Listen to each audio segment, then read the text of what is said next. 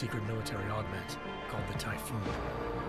Sarif sent me to retrieve it, and when I did, I found one of the so-called purists next to it, wired with cerebral implants, trying to download its classified specs.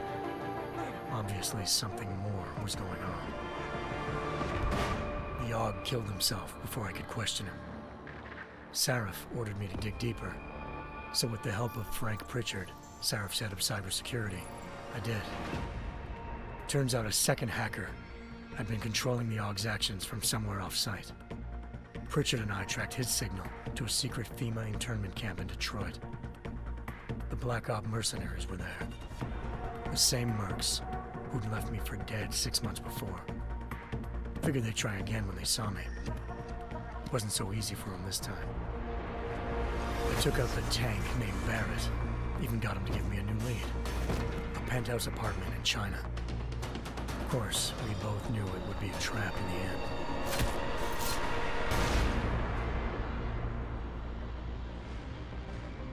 Hengsha Island, China. Home to a city so crowded, they had to build a second city on top of it. Trying to find clues in Hengsha wouldn't be easy. Lucky for me, I wasn't alone. Farida Malik, Sarif Industries' ace pilot, had lived in Hengsha before. A good person to have on your side. She knew enough about the place to get me around. Malik dropped me in the lower city, close to the penthouse Barrett had told me about. Bell Tower Associates, a private security firm under contract to the Chinese government, had agents tossing the suite when I arrived. Just not for the reason I'd been expecting. Turns out the man who lived there was a criminal hacker named Van Bruggen. The same hacker who'd been remotely controlling the AUG in Sarif's factory. Van Bruggen's panicked decision to force the man to commit suicide had been a mistake. Now his mercenary partners were gunning for him, and I needed to find him before they did. Locating Van Bruggen meant playing nice with the Triads, Hengsha's organized crime lords. They had the hacker holed up inside a low-rent capsule hotel. By the time I found him, Van Bruggen had no qualms giving up the woman who hired him. Zhao Yunru, president of the Taiyang Medical Corporation. According to Van Bruggen, Zhao wanted to monopolize the augmentation industry and had hired Black Op mercenaries to destabilize her competition. Sarif Industries was at the top of her list. To prove this, I needed to get inside TYM and grab a surveillance hologram off a server. I suspected Van Bruggen was hiding something when he told me this, but nothing could have prepared me for what I saw. Megan wasn't dead. She and her 4 best researchers had been kidnapped, spirited away somewhere while their kidnappers made it look like they were dead. Desperate to learn more, I confronted Zhao in her penthouse. She claimed to be a pawn in a bigger plan, and hinted at a group so powerful it controlled global interests at a whim. Then she slipped into a panic room and hit the alarm, forcing me to make a very quick exit. I figured Zhao was lying, but part of her confession made sense. David Sarif had been worried about his people. So worried, he'd required all of them to have subdermal locator devices surgically implanted. The GPOs would have been broadcasting the day of the attack. But Zhao said a single call to Picus, the world's leader in global 24-hour satellite news, had turned those signals off. I needed to fly to Picus headquarters in Montreal if I wanted to learn more.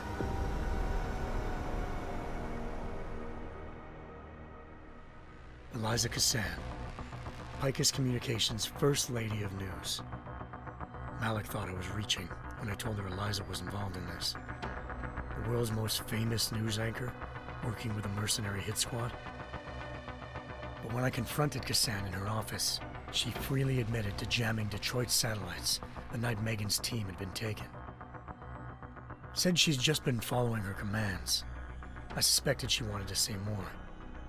But Black Op mercenaries showed up looking to shut us both down. And just like that, the Eliza I'd been talking to disappeared. The mercs were led by an augmented killer I'd crossed paths with twice before, Fedorova, a woman who'd made silence her best friend. She waited for me to track Eliza's transmission to a secret server room underneath the Picus complex, then jumped me from behind. A deadly fight ensued. I made sure she never moved silently again. With Fedorova down and no one left to keep Eliza quiet, she reappeared. Turns out Picus's First Lady of News wasn't a lady at all. She was a sophisticated AI program, engineered to monitor data streams and control what people believed. Eliza told me the Mercs had brought in a Humanity Front doctor named Isaiah Sandoval to remove the scientist's implanted tracking devices while Detroit's satellites were down. She also told me to speak to David Sarif if I wanted to learn more. By the time Malik and I got back to Detroit, tensions between normal and augmented citizens had reached a flashpoint. Riots were breaking out in several cities, and the UN was being urged to intervene. Sarif was trying hard to convince Hugh Darrow, the inventor-turned-philanthropist who'd once been a leading proponent of enhancement technologies, to help stop a possible regulatory vote. Sarif had a lot riding on Darrow. Megan's discovery would have given millions of people the chance to evolve beyond their normal human abilities, and at the same time catapulted Sarif Industries to the top of the Fortune 500. According to Sarif, Megan's kidnappers knew this, and didn't want people evolving unless they controlled how it was done. He called his enemies Illuminati, and urged me to keep searching. Determined to do so, I tracked down Sandoval via America's most outspoken augmentation opponent, Bill Taggart, Sandoval's boss and founder of Humanity Front. Sandoval admitted to operating on Megan's team when I confronted him, but said he hadn't removed their GPLs. He'd merely switched them to a different frequency. Pritchard was able to trace one of the signals to China. Malik and I immediately took off in pursuit. Unfortunately, the Illuminati were one step ahead.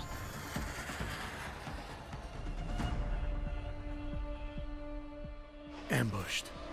Shot out of the sky by Bell Tower Associates, seconds after entering Hengsha's airspace.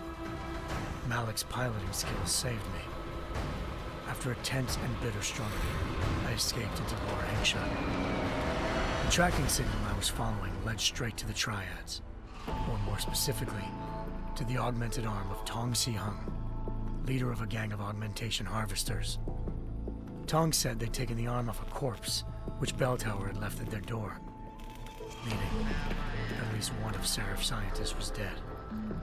Maybe not the rest of them, though. Tong pointed me to a port used for human trafficking and helped me slip aboard a Bell Tower ship. It was sailing to Rifleman Bank Station, a military base in the South China Sea. Bell Tower was holding kidnapped civilians as prisoners there, and using them to perfect the Hyron Project, a human-computer interface that left most of its test subjects dead. My search for Megan would have ended then, if not for a mysterious ally named Quinn.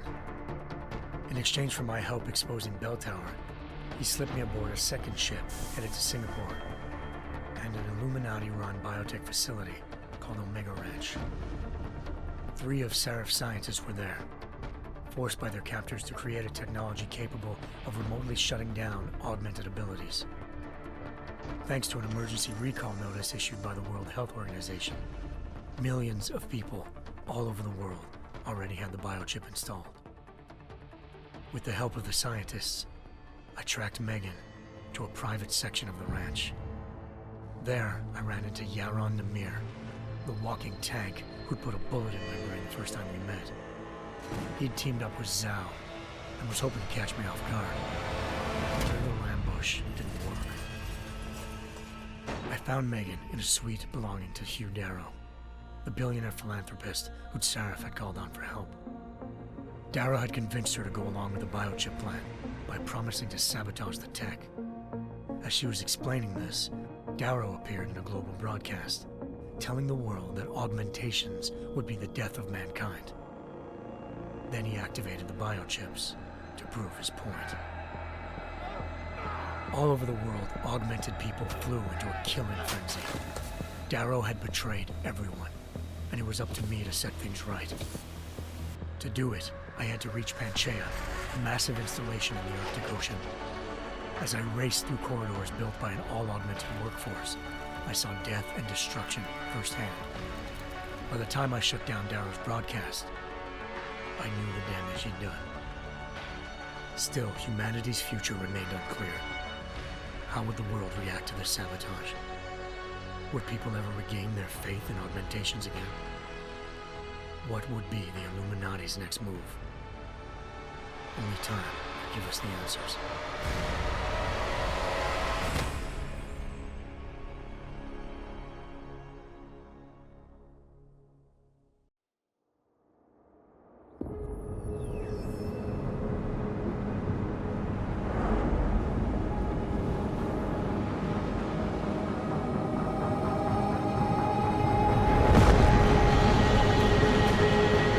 I once thought I could save the world. Now look at it.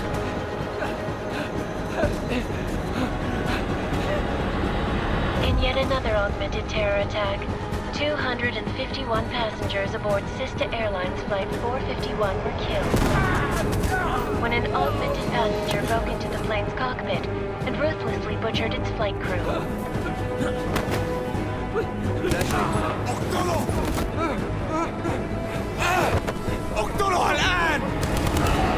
Details recovered from the black box recorder suggest that the man may have been suffering flashbacks to the AUG incident. That horrible day 2 years ago when augmented people all over the world flew into a psychotic killing spree, causing the greatest loss of life in recent history. Sometimes, you just have to let go. And embrace what you've become. Not gonna go all wonky on us now, Hansa, are you? Well, if I do, McCready, I guarantee you'll never see it coming. Agent Jensen, am I gonna have a problem with you? No, sir. No reason to assume you would. Good, because you are the only augmented operative on this team, and I intend to make good use of you. Listen up, all of you. We got a sandstorm barreling down our arse and we can't afford to make mistakes. We're going after this man, an arms dealer named Shepard. He's ex-Bell Tower, one of the Special Forces commanders who disappeared during the incident. And he's come out of hiding? That cannot be good. It's not. He's selling weapons and military-grade augments to terrorists. This is Aran Singh, the undercover agent who lured Shepard out of his hole. Best you see Interpol's got. But 3 years he's worked hard to get in tight with the Jinn, an Iraqi smuggling cartel that's infected the Eastern Hemisphere like a plague. Last week, our arms dealer sent a message to the Jinn, offering to sell them a shitload of black market merchandise dirt cheap. They told Singh to handle the buy. They're not gonna like it when Interpol disrupts their party. Is Singh's cover really that good? It is right now. We need to keep it that way. This is where the deal's going down. A half-finished high-rise hotel that's been abandoned ever since the incident. It's not a pretty picture inside. Let me guess. Most of the laborers were augmented with heavy-duty industrial rigs. So when the incident hit, and they all went schizo, things got gruesome real fast. And no one, except for some homeless junkies, have been inside the place ever since. So what's the plan, Director? Singh's meeting Shepard on the ground floor, inside the hotel's main atrium. He sent the bulk of his Jinn crew to the penthouse levels to secure a vantage point. I want McCready's team to take up positions overlooking the atrium and make the arrest. Jensen, you're going in solo from the roof. My objectives? Keep the Jinn from joining the party. As far as we can tell, only one route connects the atrium to the penthouse level, a halfway decent elevator shaft. Here. I want you to block access to it. Fine.